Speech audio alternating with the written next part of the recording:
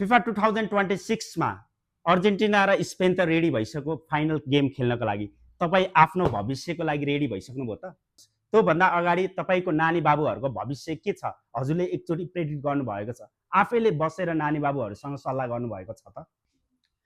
धेरै नानी बाबुहरूको चाहिँ अहिले के छ भन्दाखेरि मैले देखिरहेको धेरै कन्सल्टेन्सी धाउने, प्रिपेयर गर्ने, प्लानिङ गर्ने, तर धेरै यति धेरै स्ट्राटेजीहरू हामीले अप्नाइरहेका छौँ कि त्यो कुराहरू आफ्नो प्यारेन्ट्सलाई केही पनि थाहा छैन। मेरो नानी कहाँ गएर पढिरहेछ, आइएल्स गरिरहेछ, पिटी गरिरहेछ, वा ब्रिज कोर्स पढिरहेछ, इन्ट्रान्स प्रिपरेसन के गरिरहेछ, कुन कोर्सको लागि कुन युनिभर्सिटी पढ्दैछ केही पनि थाहा छैन। एकैचोटि प्यारेन्ट्ससँग नानी बाबुहरूले पैसा माग्ने, मलाई यति पठाइदिनु, मैले यसरी प्रिपेयर गरिरहेको छु भनेर पनि भनिरहनुहुन्छ।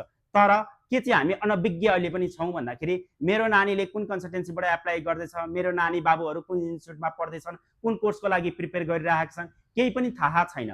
थाहा नभइसकेपछि अहिले हाम्रो धेरै समाजमा देखिने भनेको देखावटी, फल्नाले यो एप्लाई गरे त्यहाँबाट एप्लाई गरेको छ भन्ने मात्र छ।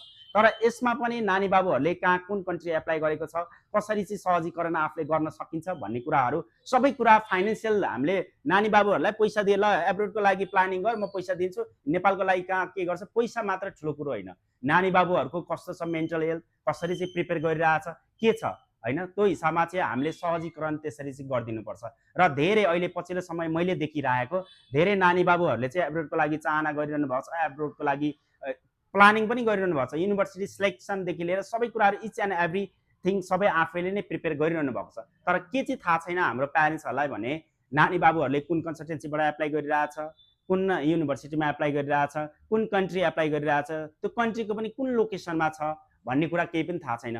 र त्यसको भिजा रिफ्युजल रेट कस्तो छ, सक्सेस रेट कति छ, यदि भिजा लागेन भने कति लस हुन्छ, भिजा रिफन्ड कति टाइममा आउँछ, र त्यो रिफन्ड कसको खातामा पैसा आउँछ भन्ने कुराहरू केही पनि थाहा छैन।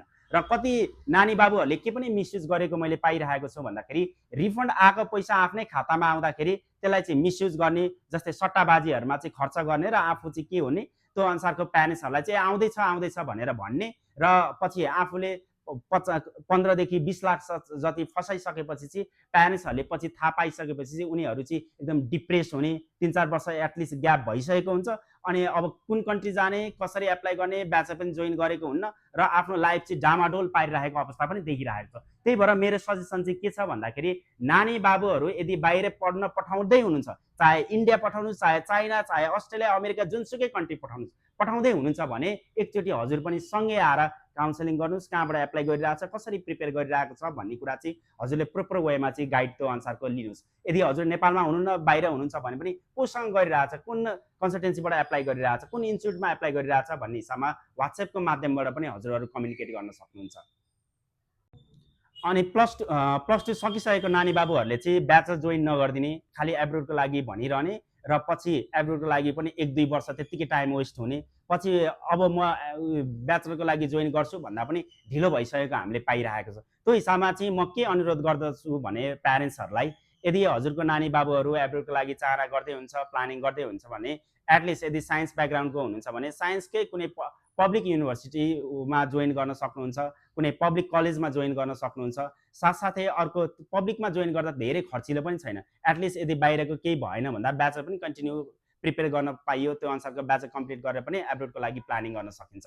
र अर्को भनेको चाहिँ यदि हामीले नेपालमै +2 म्यानेजमेन्ट पढेको छौँ भने BBS जस्ता कोर्सहरू जोइन गरिरहने, भन्नुको मतलब ब्याचलर जोइन गर्ने, त्यही अनुसारको ब्याचलर फर्स्ट इयर पुगिन्छ, सेकेन्ड इयर, यो अनुसारको ग्याप हुन्न नि त। त्यही भएर चाहिँ एब्रोडको लागि हामीले भनेको चाहना गर्दा गर्दै जान पाइने पनि होइन, रुलहरू दिने पछि नयाँ रुलहरू आइरहेको छ। यो अनुसारको फाइनेन्सियल प्रिपरेसन कहिले नपुग्दाखेरि केही यही अनुसारको चाहिँ भिजा रिफ्युज पनि भइरहेको छ। यो हिसाबमा चाहिँ हाम्रो टाइम धेरै वेस्ट भइरहेको हो कि भन्ने हिसाबमा पनि हामी प्रिपेयर हुनुपर्छ, र हाम्रो ब्याकअप के हुनसक्छ भन्ने हिसाबमा चाहिँ ब्याकअप अप्सनहरू पनि राखेर अगाडि बढ्न सक्यो भने भनेको जस्तो कन्ट्री पनि एप्लाई गर्न सक्यो। यदि के गर्न सक्यो, देयर इज वान सेइङ छ नि, सर्प पनि मरोस् लौरो पनि नभाँचोस् भन्ने वेमा चाहिँ हामीले प्रिपेयर गर्नुपर्छ।